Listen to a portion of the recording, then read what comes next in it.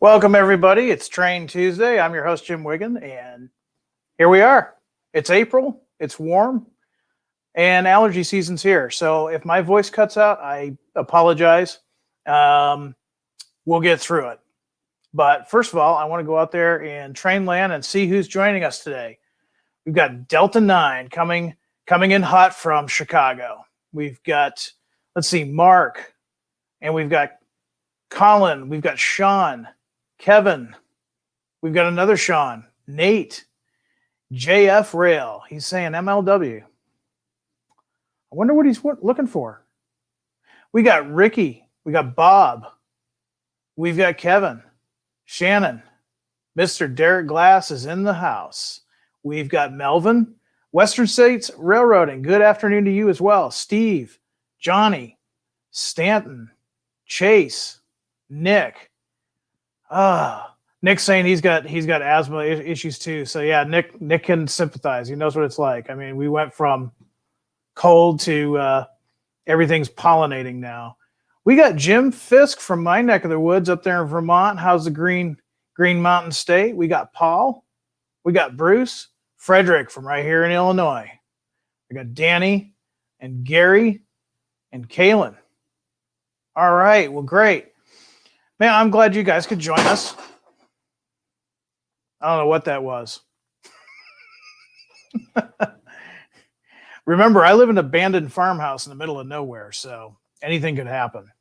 One other thing, too, is since remember me telling you about my allergies, it's windy. So hopefully we don't have any issues with, internet.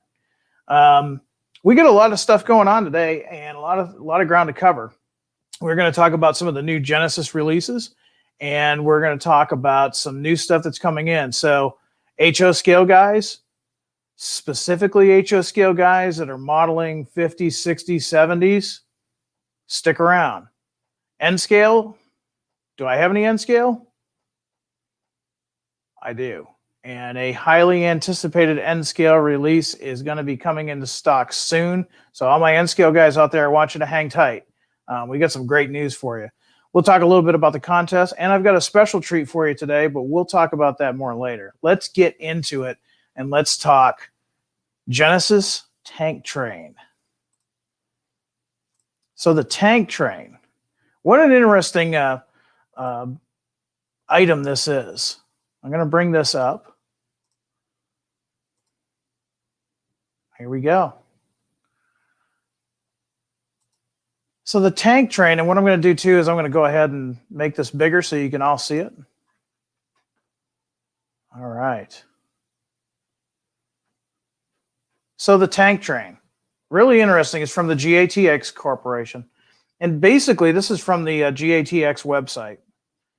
It's a string of interconnected tank cars with flexible hoses developed exclusively by the GATX research and development team. Now, this allows for quick loading and unloading of commodities, including crude petroleum oil, benzene, light fuel oil, and phosphoric acid.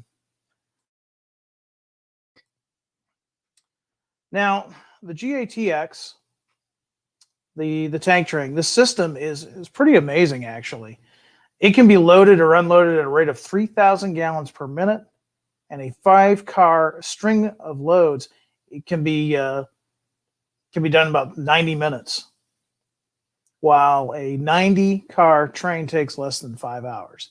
So you may be all wondering, it's like, well, okay, cool. What's really different about a tank train? Well, like it was saying from their website, these are all connected. These are connected with this hose here that I'm pointing at. Now these came about in the late 70s. And the reasoning behind them was real simple. Let's say you've got some acid, and you've got a spur that you're unloading. Typical tank cars, you one at a time, you have to hook up a receiving hose for that.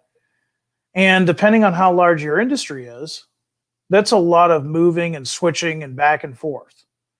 So tank train was developed because they saw the need for solid setups of nothing but these types of commodities.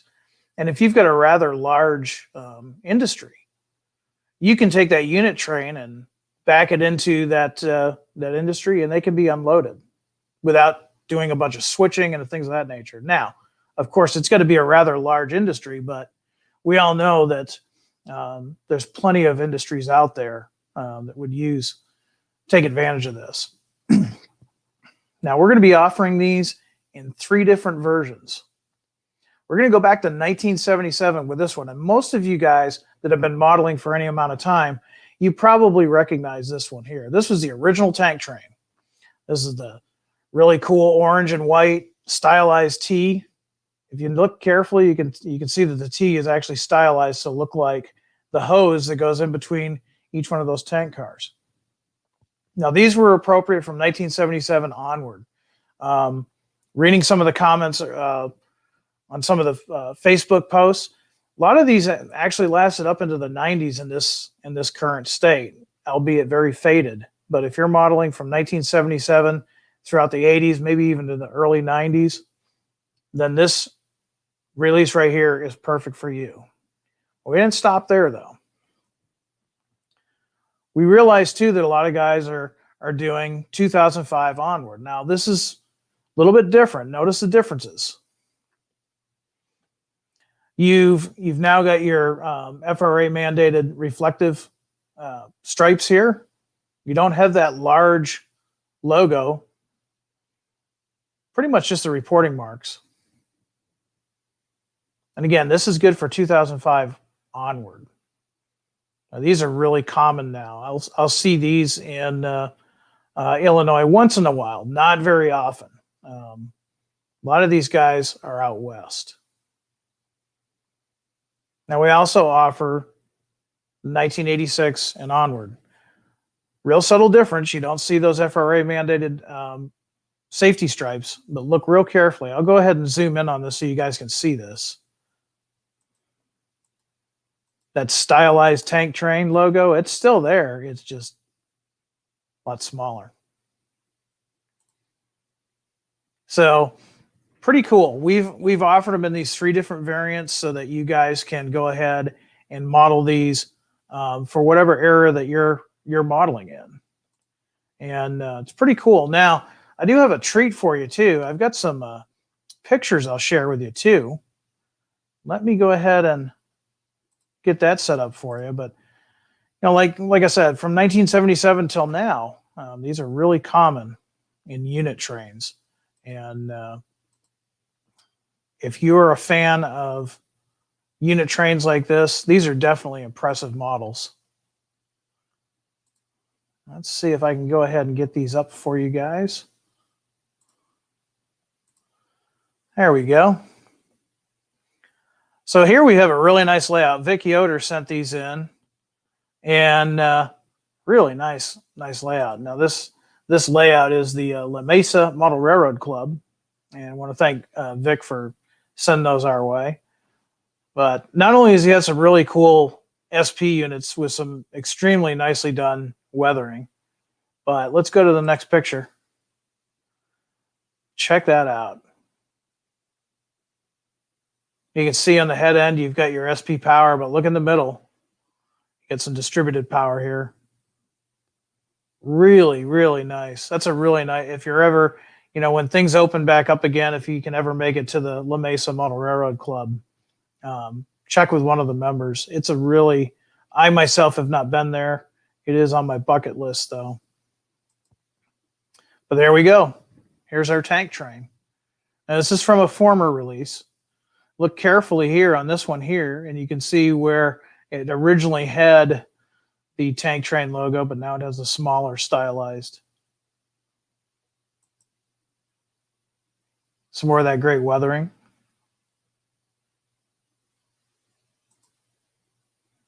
And more of the tank train. You know, so based on what we're seeing here, this captures a mid 1980s, later 80s freight train using these cars. And of course you can't we've got to be at least 85. You can't have the train without the caboose. And there's one of the older that would probably be a heavily modified, ready to run release. So thanks for Vic for sending those in. It was timing was perfect. Some great modeling there, and we love it when people send in models for us to see. He also sent something else, and I'm going to bring this up real quick. I think he brought some video that we can see, and we can talk about that while that's playing. So let's see what I have here.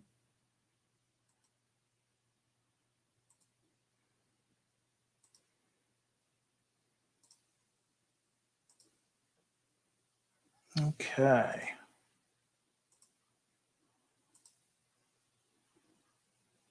That screen should get big here in a second. There we go.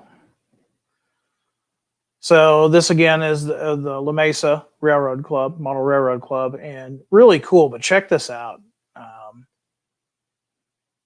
This gives you an idea of how impressive these models are.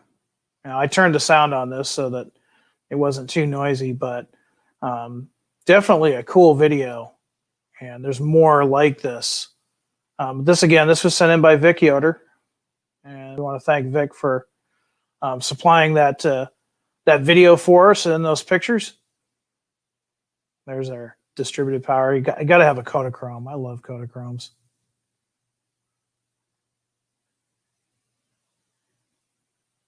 So yeah, pretty cool. And if you're in a club like Vic is, these are perfect for that.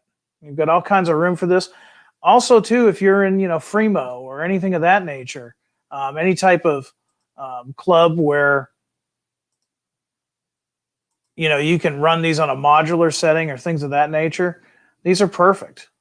So thanks again for bringing that video in. It's really cool, and really liking that. I mean, now don't forget too, N scale guys, we are offering the tank train in the same eras that we're showing today on HO. We are offering those in N scale. So Fremo N scale guys, if you want to get your 6 axles to get some exercise, we've got these on pre-order as well. So we don't want to forget about the N scale guys. All right. So yeah, the tank train is an interesting piece of equipment. And like I said, you can see them running from 1977 onwards, and just a pretty cool concept. It's so much easier. You can just back those into a large industrial park and unload them without having to disconnect and reconnect and switching a car around all the time. So the next one I want to show you is our Pacific Car and Foundry 50 footers. Now, these are also in the Genesis line, and I know guys have been asking for a long time, hey, when are you going to do 90 stuff? We need some 90 stuff. Well, the guys in development have been listening to you. So let's bring this up here for you guys to see. I'm going to move that down so you can see all of them.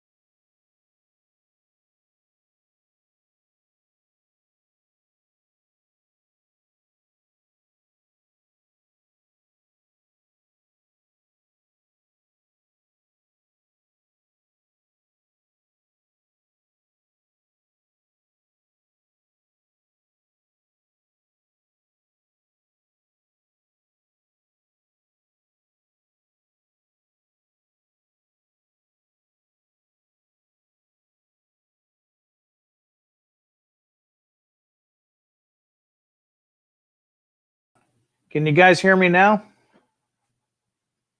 For some reason, StreamYard doesn't like it when I minimize so that you guys can see that screen. So I apologize. All right. Can you guys hear me okay?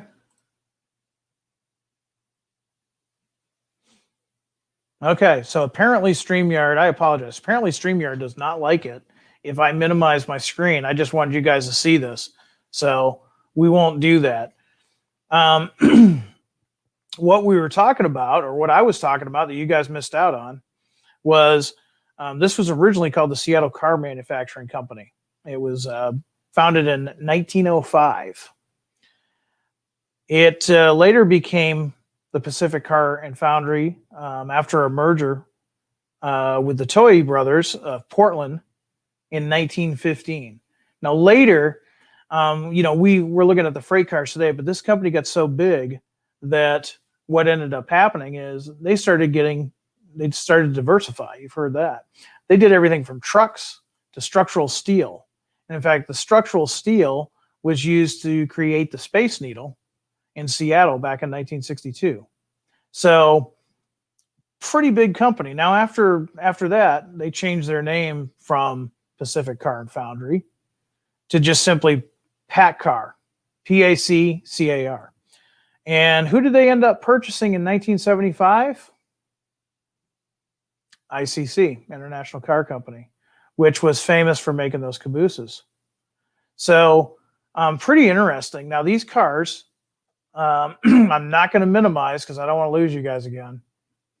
But we're offering these cars pretty much as they were in the 1970s. But 1990s, guys, hold on tight. Don't go anywhere. I've got something for you too. We're doing the Southern Pacific in 2 different road numbers, and this is fresh 1970s as delivered. If you want something a little bit older, like the 2006 version that's been around the block a few times, we're offering that as well. And that's in the Prime for Grime, as you can see here. We're also doing the Cotton Belt, and the Cotton Belt is also fresh 1970s.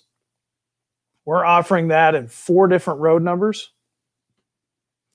And now for you guys that are from the 90s and beyond, we've got the Golden West service. I mean, in the 1990s, these were everywhere. You still see these on the road. I didn't see as many as I used to on Friday, but they are still out and about. We're doing the fresh 1990s as delivered, 4 different road numbers. And then for the guys that are going into the 2000s and beyond, we've got the Union Pacific, also in 4 numbers. Now look carefully. These are the former SP box cars. See the SP reporting mark? They're Union Pacific, but they have not lost their SP markings yet. And then we decided to offer the Golden West service in the Prime for Grime, also in 4 numbers. Reason being is because in the mid-2000s, you were seeing these still. They were very common. These are great Genesis cars for your home layout. If you got a club layout, they are, as you know, Genesis are going to have all the details that you've come to expect. And these will look great on your small switching layout all the way to your club layout with a mixed freight. So definitely a cool,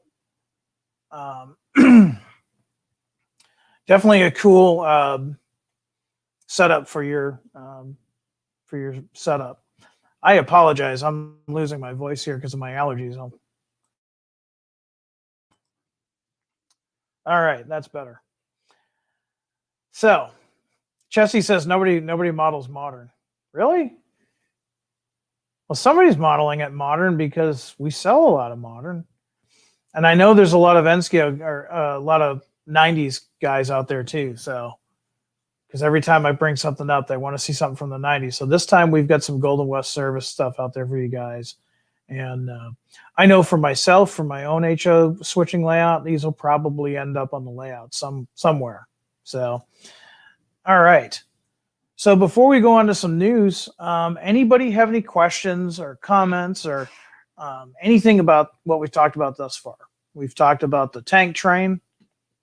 We've talked to you guys about the PC&F freight cars. what else? Anything that you have as far as questions on these guys? I'm kind of reading through the comments here. All right. All right. Just kind of going through. Looks like you guys are all set. You guys are easy today. All right. So again, tank train, if you're modeling anywhere between the late 70s all the way to now. And man, those really shine in both HO and N scale in a modular setting or a club layout. If you're as fortunate as Vic to have a club like that where you can really let your train spread its wheels, if you will, they're perfect for that. The box cars, again, they're good in just about any situation. Since they are Genesis, most guys are going to keep them on their home layout or their home switching layout. But, if you get a club layout where you can show these, definitely. And, of course, those Prime for Grime ones are just perfect for, modern-day freight operations. So definitely look into those. Now, you have till the end of the month. You have till Friday, April 30th. To talk to your dealer and get those ordered. And they are due at this point. We're looking at next year at this time. So usually when we announce something, it's 1 year they come in. So if you don't want to miss out on the tank train, and the last time we did the tank train, they did sell out quick. So definitely get on board for those. All right. Well, we got some news here to talk about. Recently, I'm sure some of you guys had picked up the SD60Ms, and they are great locomotives. They just really look and sound great. Now, we try, like everything, to get things right. Every once in a while, something happens. And this is one of those cases. With the way our locomotives are now, they're so detailed. Sometimes when they get from the factory to the distribution center to the freight truck to your door, sometimes things happen to them. And that was the case for these bearing caps. The bearing caps on some of the locomotives got knocked loose and were lost. And we apologize for that. But we do have ways of making it right. So if you purchase one of these SD60Ms in the last, they've been out for about a month or so, and it's missing one or more of the bearing caps, here's what we'd like you to do. And it's real simple. In fact, what I will do is I will put the email for you to contact. There we go. You'll want to email this right here, atherinhelp@horizonhobby.com. And here's what I need you guys to do, and it's very important. When you include this email, put the item number in the description in your email. In the subject heading, please put, SD60M bearing caps. But put in the body of your email, make sure you put the locomotive and the item number in the description. And that's important. Yeah, we know it's an SD60M, but did you get the BN version? Which BN version did you get? We need to know all of that. Proof of purchase. Your hobby shop is more than happy to furnish you with a receipt. If you purchased it online, you should have an email confirmation with that would work as a receipt. Any type of proof of purchase.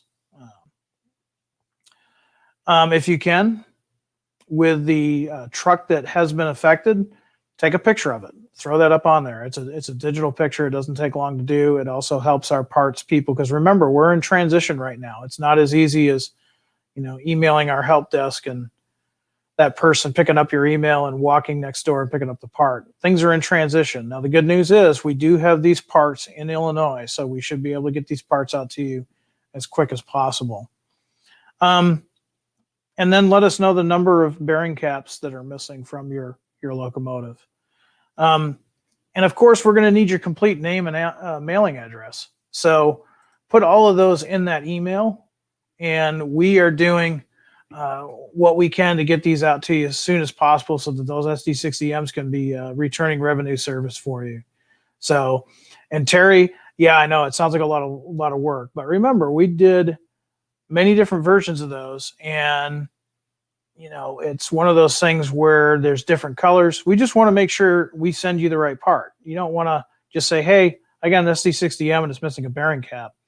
And our customer service rep won't know, should we send you a silver one or a black one? So yeah, I know it's kind of a pain, but help us help you type of thing. And, on that note too, our developers are working hard so that this doesn't happen in the future. We are listening to you guys, and I know it's frustrating, but at the end of the day, we want to make sure that everything about Athearn is up to you guys' specs, and we are working on things to make things better.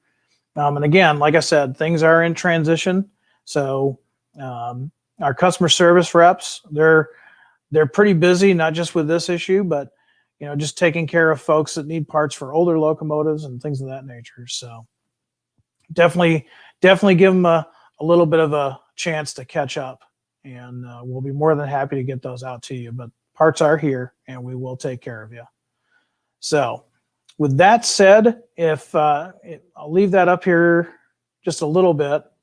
And if you forget the Athearn help at horizon.com, just go to our website, go to our homepage, go to the contact us, and scroll down, and you'll see the Athearn help at horizonhobby.com. And like I said, we'll get that SD60M running up just as good as new, and no problems there. So, and that's the thing. We've got a lot of stuff in development right now. We've got a lot of things cooking, and we've got some great stuff that's going to be coming out with you guys. And, you remember a while back, we were looking for somebody to kind of help the development guys out. Well, I'm happy to say that after thorough searching everywhere, we found somebody that answered the call, and he's been with us for a little bit, and he hasn't run from his office screaming. So I think he's here to stay. I want to introduce y'all to Jonathan Stackpole, and I'm going to add him here. Hey, John. Howdy. Hey. So just telling everybody, you're our newest Athearn developer, and I was wondering if you could take a little bit and tell us a little bit about yourself, and then talk about the hobby a little bit. Sure, Jim. Well, it's hard to believe that I'm in this position today. Back when I was in grade school, I was definitely the kid who played with trains. Everyone knew that. I've been in model railroading since I was about 2. My dad and we created an N-track traveling layout that visited many train shows, including national train shows, and it's huge. Later on in life, we opened up a hobby shop that he still owns and runs today in Monroe, Wisconsin, the Hobby Depot, if I can plug him there. And I was back then, N-scale, my dad got into it in the 1960s, back when it sounded like a coffee grinder that went warp 10. I started getting an HO scale because I could add more details, make it more realistic. I was always interested in the building aspect, the kit building aspect of the hobby. So I started branching off in HO. Now, truthfully, if I could trade all my HO for N scale, I probably would. I would love to get back in that small scale and have that empire, but I'm stuck, so I'm going to do both. Do a little bit of both. But, well, there's definitely nothing wrong with that. So yeah, there's something we have in common, John. Both you and I have N scale, and kind of now tell me a little bit about your dad's shop and where he's located. Sure. So Monroe, Wisconsin is about an hour south of Madison, right close to the state line. So it's hour and a half heading east to Milwaukee, hour and a half headed west to the Mississippi River. He's sole proprietary, old school hobby shop, the kind that you can spend hours and hours sorting through the stacks of things to find things underneath other things. He doesn't have a website. He posts on Facebook every once in a while. But it's the kind of shop that you want to call up, make sure he's going to be there, go on in, and spend some time looking through through the dusty stacks because you're going to find a lot of cool stuff. And if you're an N scaler, it's hard to find a small shop with the inventory that he has there. But big time modeler too, so he has a lot of Now, expertise. funny inside story. When John came on board and he started talking about his dad's shop, I said, I used to live in Northern Illinois, and I used to go to a really cool shop in Monroe, Wisconsin, and I would do exactly what you're saying. I would probably spend hours up there just looking at all the inventory, and yeah, it's a great shop. So if you're ever in that area, definitely stop in and see it. And Monroe's a neat little town anyway, so there's some rail fanning that can be done there, and so John, you've kind of told us that you've done some N scale, you're doing some HO2. What's your favorite era of modeling, do you think? Well, when I was growing up with my dad, it was whatever paint scheme seemed interesting. So we had a very eclectic collection, but I decided to focus fairly narrow so I could expand and really spend my money on the things that really would bring me the most joy. And for me, growing up in southern Wisconsin, it turned into the Milwaukee Road. They serviced Monroe, um, and then a series of regional railroads serviced them. But I decided to focus on about 1984. That's a couple of years before they were acquired by the Sioux Line officially.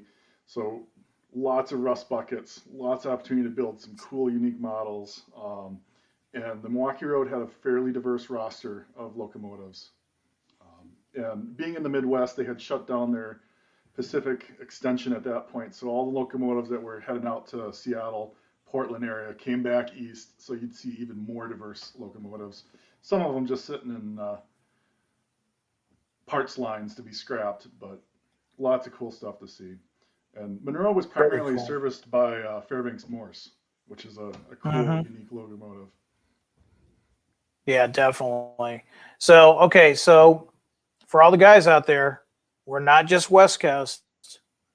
We've got somebody from Wisconsin in the house now, and Milwaukee Road. That's a cool road. And I see there's some guys sweating, John. They're like, "Oh man, send me no more HO." And of course, we're gonna keep doing HO. Yeah. Come on. Yeah, I mean, it's one of those things where both John and I, we do both HO and N. I have to admit, in my with my eyesight, HO is getting a little bit more playtime in the shop than N scale used to. But I'm sure John is just buried in projects. We don't see Janik as much, and so kind of got a baptism by fire there, John. You just kind of been busy trying to get everything in order, and I know that you guys over in development have got some great stuff lined up coming out for the rest of the year. So can't wait to see what you guys are working on. Yeah, we're gonna get some cool stuff out there. Gotta get some long-term plans so we can strive to get all the cool stuff everyone asking for. Yeah, we do read, all the comments. We read the emails that come in, and John was just telling me today that he's looking at some of those ideas that come in. So for you guys, if there's something that you want to see, in order for us to produce it, if we get enough requests for it, then that will happen. And of course, we're always looking down the road and seeing what you guys want. So, and see right away, John, as soon as I say that, I start getting the requests. Yeah. It's like, no, you got to use the email. Use the email. I know you guys get tired of it, but my brain is to the point where as soon as this broadcast ends, I'll forget that David Green wants U-boats. I might say, well, David Green probably wants a Jeep 38. So that's why we have the email. If we have the email in there, then we get all of your requests, and that way we can, stack them up and say, hey, you know what? Looks like we need to model this. And then I guess, John, we don't see you for a little bit because then you'll be working in CAD and doing all the things the development team has to do. Yeah. So gotta comb through those emails and find the patterns and make sure that we're not just doing the cool stuff, but we're doing the stuff that keeps Atherton in business for another day and another model too. Well, according to Terry, he says email sent. So look for Terry's email. And David, do I think they will block me? I don't know. I don't know. Do we deal with Rock Island guys? I don't know if we do or not. I don't know. We'll think about it. Those Granger belts that rusted into nothing. Yeah, or is what I like to call the Boston and Maine of the Midwest. Definitely. Kyle's got a reminder for you guys. There you go. Don't mess with a guy that's modeling the UP. All right. So, guys, while you get the opportunity, if you guys got some questions for John, specifically for, anything as far as development, some basic stuff. John, you've been with us now for about a month, right? Almost a month, yeah. Almost a month, okay. Or if you just got questions about his background. Yeah, no, not peek behind the curtain, so that was pretty fun. That's great. I mean, Bradford, I'm going to put you up there. I am joking. If you saw what was in the next room, it's all blue and white, so don't worry. I like the Rock. I'm a member Bob's got a the suggestion for you. Facebook groups for the Rock Island too, so. Yeah, exactly. I mean, what's not to like about the Rock? You're going to need a raise when all these guys send you requests. Well, please take note of the color right now. When it starts to turn gray, yes, start holding off on the requests. But send them out. Exactly, and we'll try to make everyone. I mean, this used to be dark black when I started back in August, and now it's turning silver. So, yeah, I'm looking at some of the comments here. We're getting some welcome aboards here, and don't forget the True North boys. Well, no, we would never forget you guys. Never. We're always thinking about those guys up north. Usually we're thinking about how they stay warm, but let's see. I'm seeing if there's anything else. Oh, I'm going to put Tom's up because I'm a sucker for these two. How are the Blue Rock Island Jeeps coming along? Well, I know nothing, as Colonel Schultz would say. Yeah. That will be... the preserved unit at the Illinois Railroad Museum sure looks sharp. Yes, it does. It looks really sharp. Yeah, I mean, I'm one of those guys that I personally like that blue and white with the stylized R. I was, because of my age, the old guys in the Midwest would, not like that. It's kind of like liking Boston and Maine blue versus the maroon and gold, but we kind of model what we remember, and that was just a cool period. It's just I was going to say it's too bad that the Rock is gone, but technically the Rock is back. So maybe now I'll actually get to rail fan it. Yeah. Let's see. Matt Olson. Did I miss any N scale yet? Nope. Not yet. We've got a surprise for you N scale guys later that has been highly requested. So stick around. We'll talk about those.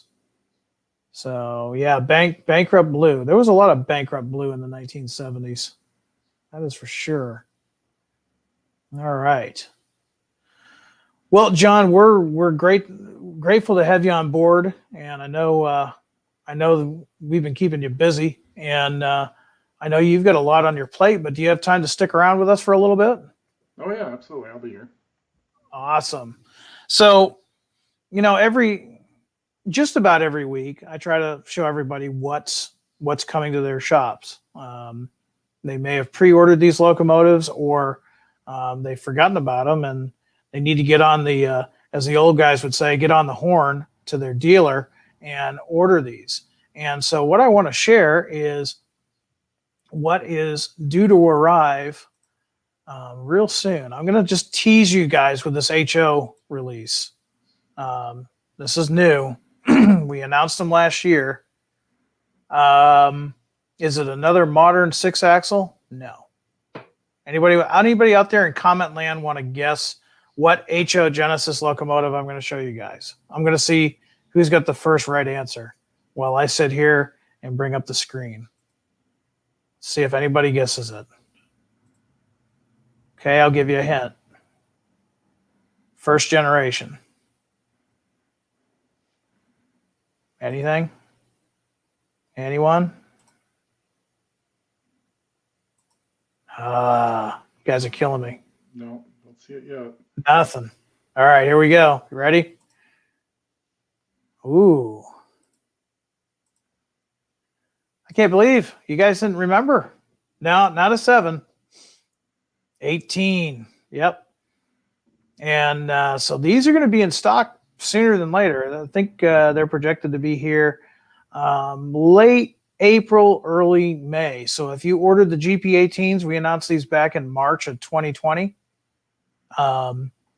These will be coming to your railroad really quick like. And check this out. Baltimore and Ohio in the more simplified paint scheme. Of course, long nose forward. That is a Baltimore and Ohio setup. They ran their Jeeps long hood forward. So that's what we've got here. Northern Pacific. But look carefully at this Northern Pacific. Pictures can be deceiving. So look what's behind it. In a sea of Cascade green. This is technically a Burlington Northern unit. So this is great for you guys that are doing, early 1970s Burlington Northern. They didn't just paint everything Cascade green overnight. It took a little bit. And Northern Pacific running short nose forward with the Northern Pacific style bell on the short hood. And of course, here's the Northern. This was a former Northern Pacific unit. Now covered in Cascade green. There's a spotting feature right there, that Northern Pacific. And we've talked about it on the program before too. These barricade stripes indicate which direction is considered front, because Jeep 7s, 9s, 18s, and other Jeeps of that era, they could be ordered from EMD with either the long nose or the short noses forward. Here's one that's close to my heart, just not too far from where I'm at, Illinois Central. This is the as delivered paint scheme. This is before they went to the orange. Very simple but classy paint scheme. And of course, you can see they've got their own setup as far as the bell is concerned, slightly different than the previous two. And just a cool group shot. Now, I should say too, these were brought into us by Chris Rippey. And I want to thank Chris for taking those pictures. Really cool. And I mean, I don't know about you, John, but I'm kind of a sucker for first and second generation locomotives, especially Jeeps. The GP18 was a cool locomotive. And it's really neat to see how long these things lasted. I'm sure there's a short line out there that still has some kind of 7, 9, or 18 variant running around. Leave that up there. Is that a BN Heritage unit? No, that is the BN. To quote Scotty, it's the original. It's not A, B, C, or D. It's the original. If you get that reference, you'll know you're a Trekkie. So, yeah, not this time. No Rock Island units this time. But here's a cool comment from Chris. Oops. Tennessee Valley Railroad has a nice GP7 and 8 at their roster and are very nice. Yeah, I had forgotten about those. So, like I said, these HO scale GP18s are going to be at your dealer probably about late April, early May. If you were on the fence about these or you didn't know about them, get to your dealer and see if you can get them. They're going to sell out fast. We're offering some really cool roads, and yeah. Let's see. That's a good suggestion. So maybe that'll happen. Thanks for that suggestion. Chris does some great photography for us, and he's also done some videos. So that wouldn't be a bad idea. Let's see. So N scale guys, I know you have been waiting. It's kind of ironic, John. It's N scale, but it's a big boy. And this has been one of the ones that the N scale guys have been bugging us about for months. They are finally on their way. They are going to be here probably middle to late April. So if you pre-ordered one of the N scale big boys, like you see here, your dealer will be giving you a call here pretty soon. I know a lot of guys have been asking about these, and John, you probably know this. Steam's still popular. It's really popular with our modelers. And in N scale, you can have a real reasonable reefer train behind that. Yeah, exactly. I mean, these are beautiful locomotives. We took these pictures out a couple of weeks ago, and even in N scale, they're massive beasts. I mean, they're beautiful, but they are available with DCC and sound. And I don't know about you, John, but I don't know if I could buy a big boy without sound. You gotta have sound. Oh yeah. These are beautiful. So I told you N scale guys, and you know what? We'll probably have some video of these up here in a little bit. These are really cool, and also we're gonna have some of these out with review. We'll post some of those reviews on the big boy. But if you've been waiting patiently, then you should be seeing these soon. If you pre-ordered, you're all set. If you did not pre-order, then definitely get on the phone with your dealer now, because you don't want to miss out. Yeah, I think I'm going to have to buy at least one, even though I have no justification for it. Everybody likes the engineering marvel that is the big boy. Jim, do you know if it'll run on code 40 rail? It will run on code 55. I have not tested it on code 40. Yeah. The flanges on this are rather thin. They're not as deep as the older releases. But we do know they will ride on code 55. I don't know about 40 though. I'll be honest with you. Being that Milwaukee modeler, I got to have that 70-pound rail out there in the weeds. That's right. Yeah. So time to, our weekly reminder, you got to have the Prime for Grime contest.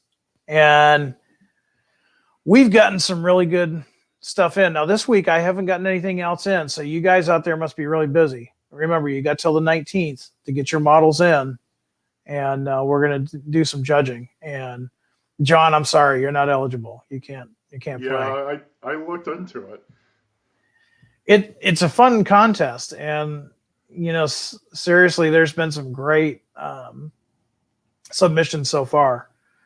But kind of going back to the truck thing, I need more.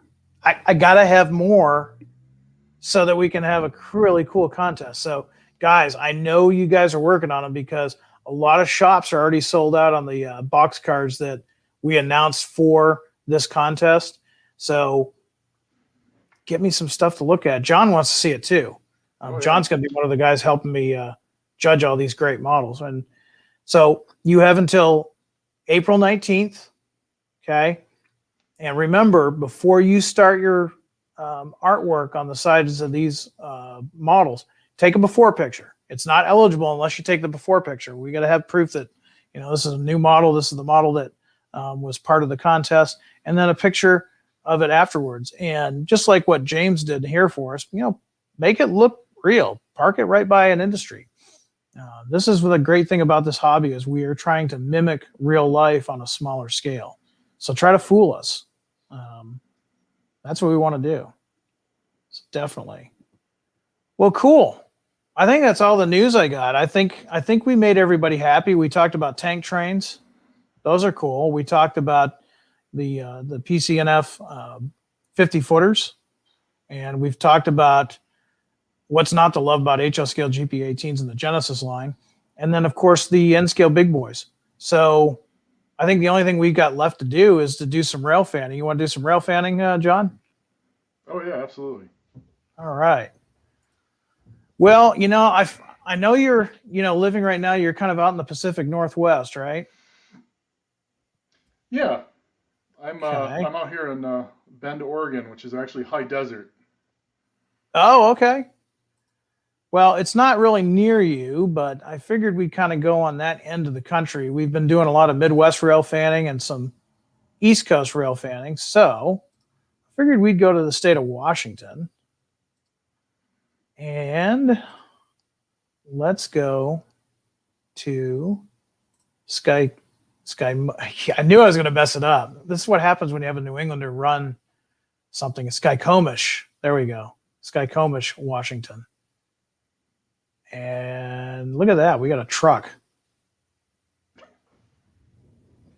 Make sure we're live.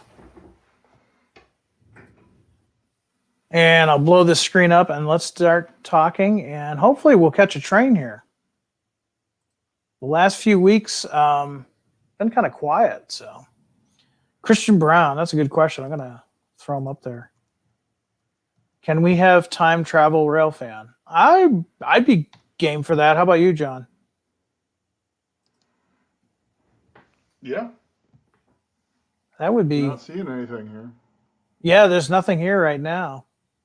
And it's funny when I set it up for earlier, we had all kinds of action. So, well, let me go through the comments here. Kevin again. Kevin always makes me hungry. If you come onto the show, you'll notice that Kevin is always talking about nachos, things like that. He always makes me hungry. That's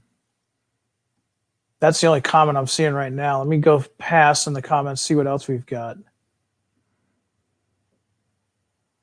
Let's see.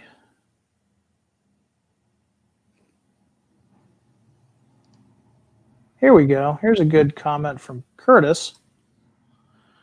I wish you guys would expand your Steam catalog a bit. I love the big boy MA FEF-3, but would love to see more variety in your Steam catalog versus your diesels. Still like it nonetheless. Well, Curtis, thanks for putting your comment out there. And yeah, a lot of what we do, a lot of what gets developed, it's based on, demand. And of course, diesels just kind of took over just like they did in the real world. But that doesn't mean we've abandoned our Steam.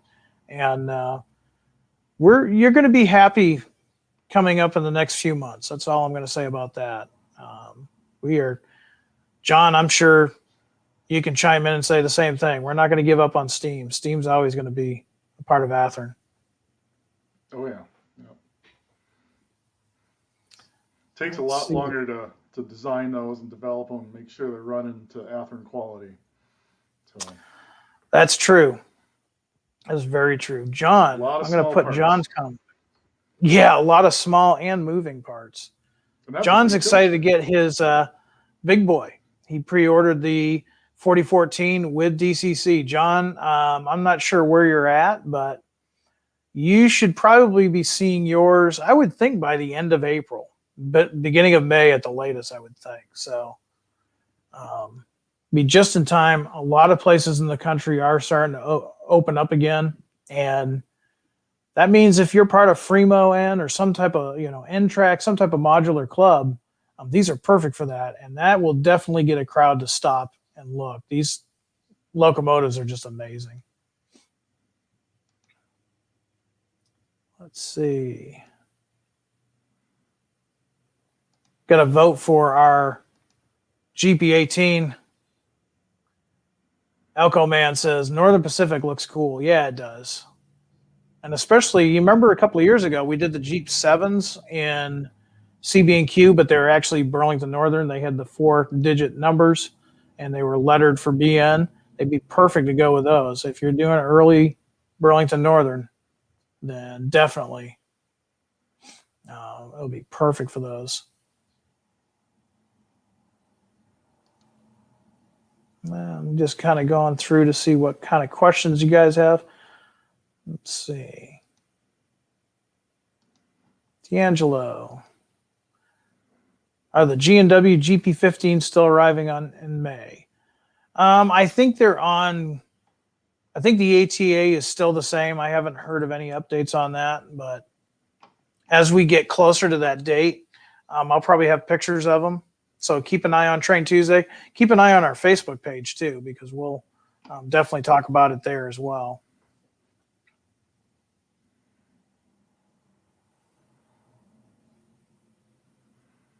Let's see. I'm still getting up to speed nice on, to see. So I'm still getting up to speed on current projects, but pretty soon I'll be able to answer those questions for you, Jim. Yeah, definitely.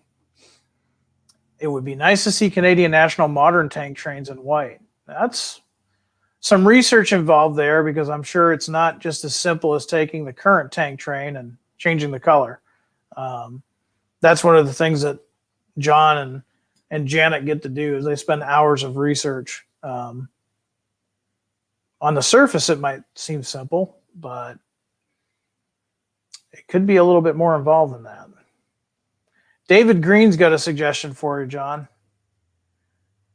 SD 9 or 7 would be nice too. Yeah, it would be. I see that one a lot. You do. There's a lot of people. A lot of variations on that one. Yeah, it's, the funny thing is when I first moved here in the late 90s, BNSF was still using former CB&Q SD7s, 9s on the hump. Still in their original Cascade green. I mean, it was kind of cool in 1998 to see those locomotives still running. Now, of course, unfortunately, they're long gone. They've been replaced by SD40-2s, which I still haven't gotten used to. It's hard to see one of those, what I considered road power back in the day, being used for hump service. But yeah, it would be a great locomotive. So maybe in the Genesis line, it could be a cool setup. And there's so many different roads, eras, all of that could be done. Kevin says, go to another camp, Jim. Okay, all right. Yeah, you're right. There's nothing going on here, and I think I will do that. So let me minimize this. You guys be thinking of questions while I go somewhere and find us some action. Because this is kind of depressing. Not sure why it's so slow. But Tuesdays are generally, I know when I go rail fanning, Tuesday's not a day I normally go. Friday's usually one of the best days to go. I wish I had a camera. I can hear the locals switching in town here. But... Oh man, we got to get you set up on like a virtual camera then. Yeah. Let's see. I know a place that we. Yeah. Let's see if I can find. We haven't been there in a while.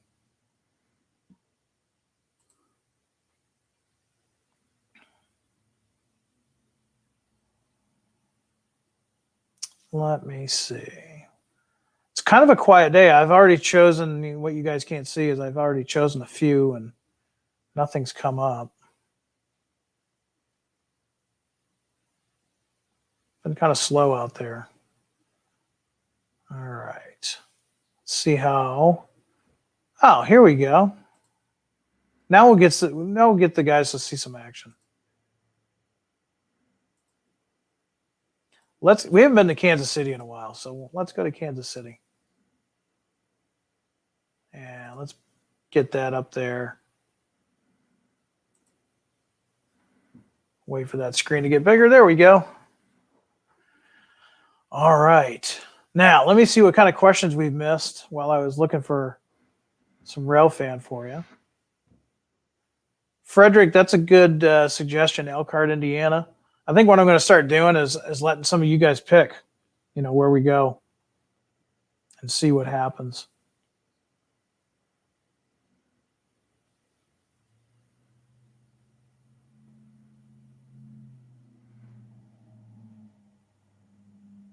So I'm going to put, Gary's got a rather long comment, but I like it. I'm going to put it up for everybody to see. Gary says he's so old that he remembers when old Irv didn't give a darn about prototype details. He might make a special SP body for some versions, but otherwise you got what Irv gave you. Such a change now where you won't just paint the tank train white without verifying details. Yeah, you are right, Gary. We have come a long way. Even I'm not sure how old you are, Gary, but man, I know when I was a kid, and John, you probably remember this, you could go into your hobby shop and pick up an old blue box car, and it would be whatever road you wanted. Didn't necessarily mean it was 100% accurate, but that's the way modeling was back then. If you wanted it to be 100% accurate, you either had to scratch build it or kit bash it or something of that nature. And now our locomotives are so detailed that, if we were to do something that wasn't quite right, Gary might not mind, but those prototype modelers, they'll pick up on it. It's I'm sure you've seen that in the past, even at your dad's shop, huh, John? Oh yeah, I mean everything improves as technology get there.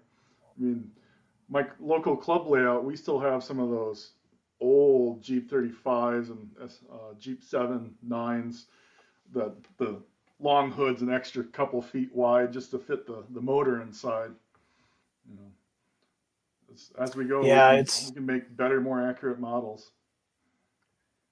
Yeah, I think part of it too is where, when most of us were modeling back in, say, the 80s and 90s and earlier, the only reference we had was our historical societies, our magazines, and things of that nature. But now with the internet and a lot of the younger guys that model, they also do rail fanning, so they're very much in tune to their railroads. And so if we don't have the right details on the latest release for the intended era that it's in, we're going to hear about it.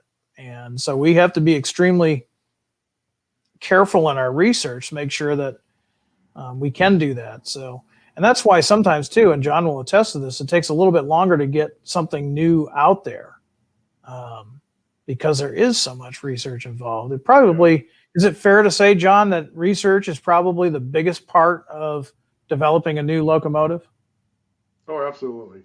And my request to all those folks out there shooting digital photos, back in the day with film, you had to be careful about your shots, but if you got digital, go stand on an overpass safely and take some photos of roofs for me.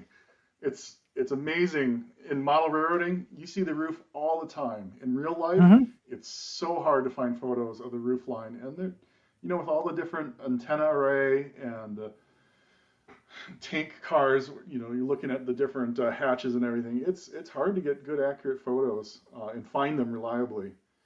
It really is. And I mean, the other thing, Janik and I have talked about this too, is, we'll have a request to make let's say a Rock Island Jeep 7 or Jeep 9.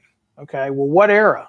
What paint scheme? We all know that Rock Island had all kinds of different. They had maroon. They had fire engine red. They had blue and white. They had, dare I say, different variations of all those paint schemes depending on what day it was.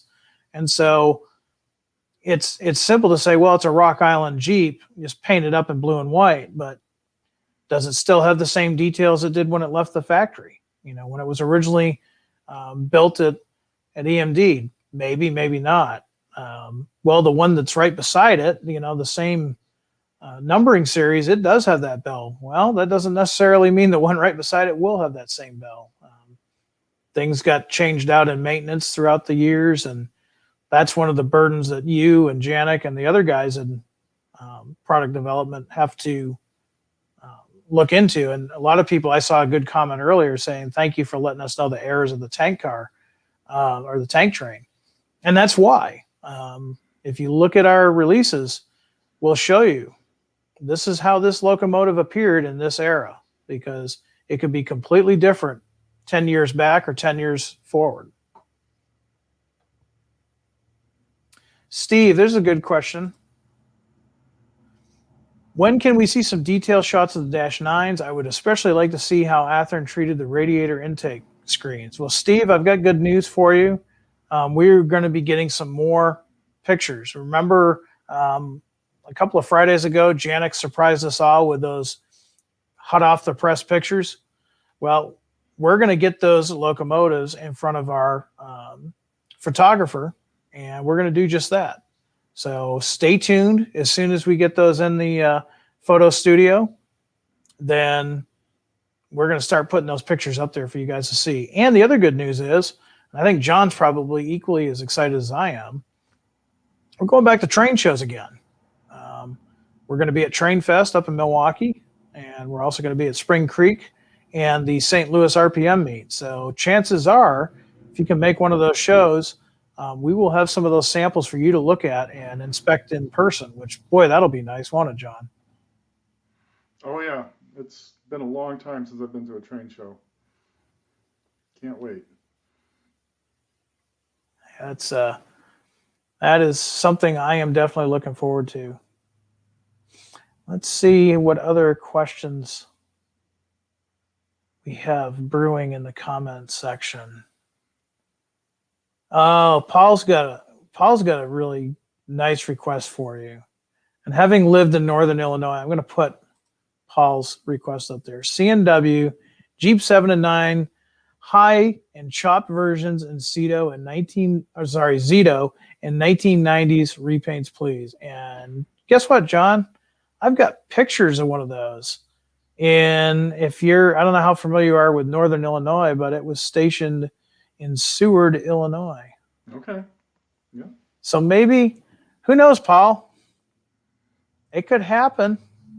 I'd be all for it just because I've got pictures of that former C&W chop nose. Yeah.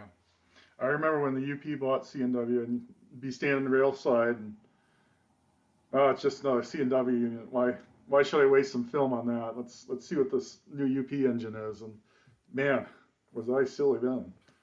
Yeah. Taking photos of the wrong thing. You don't miss it until it's gone. Exactly. Nick, he says, hey, Jim, can you update us on the delivery schedule? Sorry, I'm not in England. For the Amtrak Genesis P42s. The website changed from late June to mid-April. That means this month. Any more info you can share about this big change? Okay, so Nick, I'm going to be honest with you. I don't have any dates right off the top of my head, but here's what I normally do. When I get my information, I tend to put more pictures on Facebook and Instagram, and of course, I'll share them here. So keep your eyes open. Any changes on that date, we will keep you posted. But there are times when stuff is projected to come out on a date and it comes in earlier. And trust me, I'll be the guy to let you know if that happens. Kevin said he went to a show in Peru, Indiana this past weekend. That's good. That's good to hear. I'm glad to hear that the shows are coming back because, man, I've missed them. Let's see. This is a weekly occurrence, John, just so you're familiar. California Cars, please. And he says, please. Andrew is very polite, great modeler. I'll put it up there for you, Andrew, because you're always so polite. He says, please. So we'll put it up there. We'll see what happens. Right now we've got a Scotty on the bridge, which means he can build anything. We just got to get the suggestions to him. Let me see.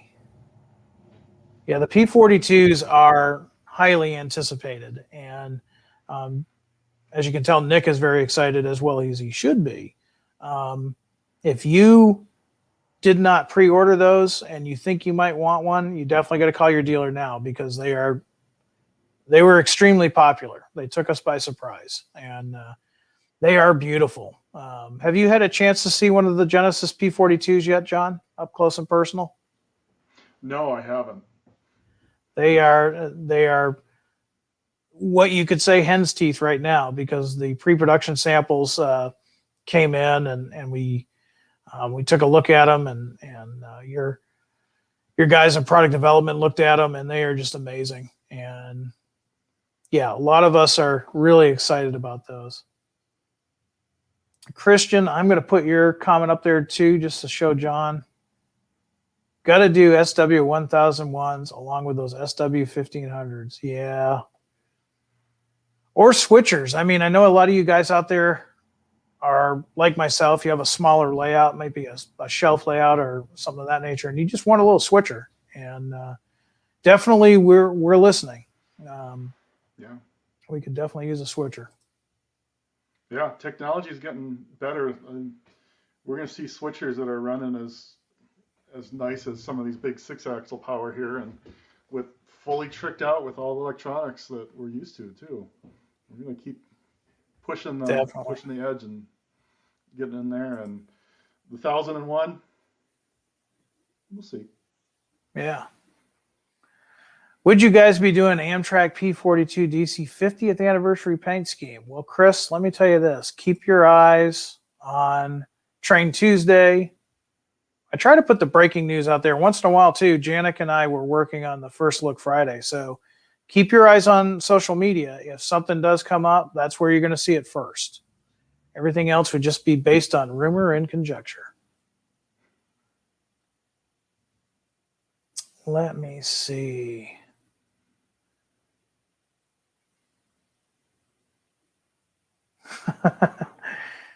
Here's a walk down memory lane. You know you're getting old if you can remember a time when Athearn blue box kits came in yellow boxes. I'm not going to admit to anything there. Now you're really old if they came in a solid yellow box. Yes. Flat. Yep. Yep. Yep. Now, Kevin, we see your comment. There's a lot of people that are looking for switchers, and we're noticing. We see it in our product suggestion box, so keep the faith. We kind of just said, hey, John, welcome to Athearn, and then we locked the door. We put him in a room with a computer, locked the door, and walked away. So he's busy. No, let's see. Yeah. I'm wondering, Jim, how many folks listening are shelf layout modelers, or if they have a big layout or belong to a club. Yeah. I think, there's a lot more folks that are trying to get back in the hobby. They just don't have the space, and all they can do is a module or two next to the wall, and that's a perfect place for switching layout with some 4-axle power. Absolutely. That's a good point. When a lot of us were younger, we all dreamed about owning the home that was a huge basement, and we could, model whatever class 1 we wanted and had all kinds of track. But, like David, he's a shelf layout guy. There's a lot to be said about the shelf layouts. They don't take up a lot of room, like you said, and they allow you to do some really great modeling. And if you guys have ever looked at YouTube, there's a lot of guys out there with some really nice YouTube channels on shelf modeling, and it's great. I mean, I know I've built a small one based on a Lance Minheim track plan, and I'm having a lot of fun with it. Maybe eventually when I get some scenery on it, I'll show these guys. What about you, John? Are you working on a shelf layout? The building I'm in, I just finished, so I'm taking a breather before I start anything. But I do have plans to build some modules. I can't really attach anything to walls here, but I have a unique situation. Being in Central Oregon, we get about 7 inches of rain a year and about 300 days of sun. So I'm going to set my layout up outside. There you go. And, my driveway is 300 feet. I don't know how many people have a 300-foot layout in their basement, but we'll see. I like the way John thinks. He says, my dream is a 2-story shop out back, ground floor for working on the truck, and the second floor for model railroading. Yeah, John, that is that's a great dream to have. I fully support that dream. Man, that would be nice. Let's see.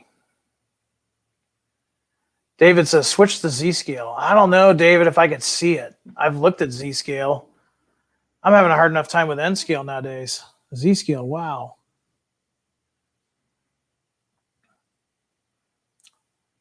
A layout in the living room and another in the oversized garage. This guy knows how to. That sounded. Let's see, where'd he go? Jay. Yeah, there you go. I'm not sure if my wife would allow that. What about you, John? Yeah, I'm just wondering too. Is there a significant other involved? Because my wife, Yeah. and I have little kids. That's the other issue. I have little kids that are very interested, but they don't have the dexterity yet to handle anything other than the wooden trains at this point. So Sure. Yeah, Kevin, you're right. Sneeze and you blow the Z scale over. And with my allergies right now, that's a possibility. That is a big possibility. Andrew, I'll put you up here. He's praying and he's hoping for AC 4400 CWs and CSX, UP, C&W, SP, and Ferromix and KCS. Well, looks like all the class ones are covered. We'll have to see what happens. It's definitely a logical step, so we'll have to wait and see. Let's see what else. We got time for maybe one or two more questions or comments, and then we're going to pull the pin, and we're going to let John get back to work, and next week we'll see if we've got some more news for you. I'm hoping to have some video of the new N-scale big boys here pretty soon. And we'll definitely share that with you guys. Let's see. And once again, don't forget, you've got till April 19th to get your box cars weathered up and sent in. So don't forget about that. I see that comment by Christian Brown. Just pretend the box cars have always been there. They all look the same. Yeah.